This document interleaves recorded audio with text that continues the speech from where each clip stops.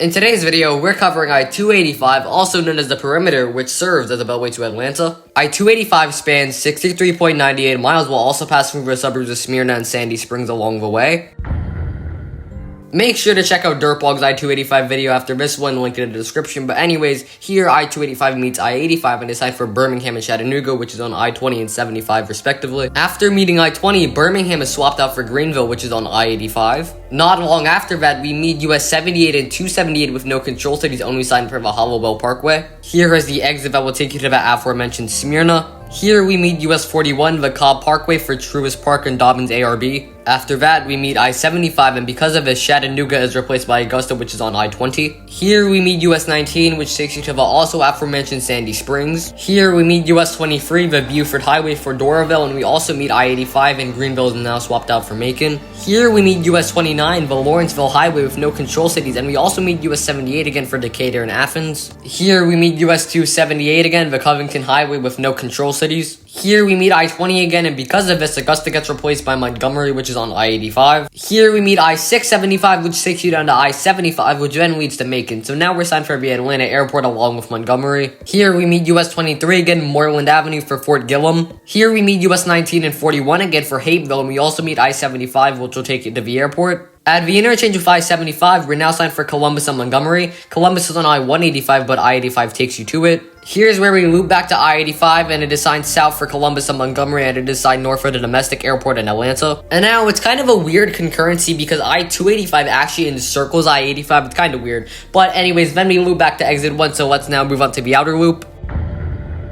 Here we meet I-85 with the same control cities as mentioned earlier. Here is where we encircle I-85 again. And just a little bit up the road, we get an overhead for Macon and Augusta. Macon is on I-75 and Augusta's on I-20. Here the sign is telling us to take I-75 if you want to get to the international airport and take Georgia 139 for the domestic airport. Here we get an overhead sign for the upcoming exit with Georgia 139 Riverdale Road. And it doesn't even mention the domestic airport, nor does I-75 mention the international one. But signing Tampa is good though. When we actually meet I-75, we're now signed for Augusta and Greenville. Greenville's on I-85. Here we meet US 19 and 41, which will actually take you to Forest Park. Here we meet US 23, Moreland Avenue for Fort Gillum once again. When we meet I-675, we are still signed for Augusta and Greenville. When we meet I-20, we're now signed for Greenville and Chattanooga because I-20 will take you to Augusta. Here we meet US 278 a third time. Of course, it has no control city, only having Covington Highway on the sign. When we meet US 78, it is signed east for Snellville and Athens and west for Decatur and Atlanta, and US 29 has none, only having Lawrenceville Highway on the sign. After meeting I-85, we're now signed for Chattanooga and Birmingham, Birmingham being on I-20. Here we meet US 23 again, the Buford Highway for Doraville. Here is the exit for US 19 that will take you into Sandy Springs. When meeting I-75, we lose Chattanooga and gain Montgomery, which is on I-85, and also I-75 southbound takes you to US 41. Here's the exit for Smyrna, but this isn't even the fastest exit to get there.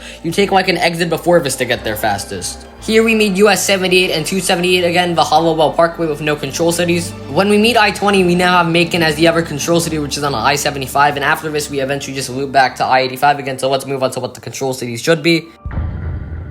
The control city should be the exact way they are. So, for the inner loop, it should be Birmingham / Chattanooga, Chattanooga / Greenville after meeting I-20, Greenville / Augusta after meeting I-75, Augusta / Macon after meeting I-85, Macon / Montgomery after meeting I-20 again, Atlanta Airport / Montgomery after meeting I-675, and Columbus / Montgomery after meeting I-75 again. And for the outer loop, it should be Macon / Augusta, Augusta / Greenville after meeting I-75, Greenville / Chattanooga after meeting I-20, Chattanooga / Birmingham after meeting I-85, Birmingham / Montgomery after meeting I-75 again, and Montgomery / Macon after meeting I-20 again. If you enjoyed today's video, please subscribe. I also have other videos on my channel where I cover more interstates, and I also cover US highways and state highways. And I also look into control cities and see if they're worthy of control city status. Anyways, see you guys next time. Bye!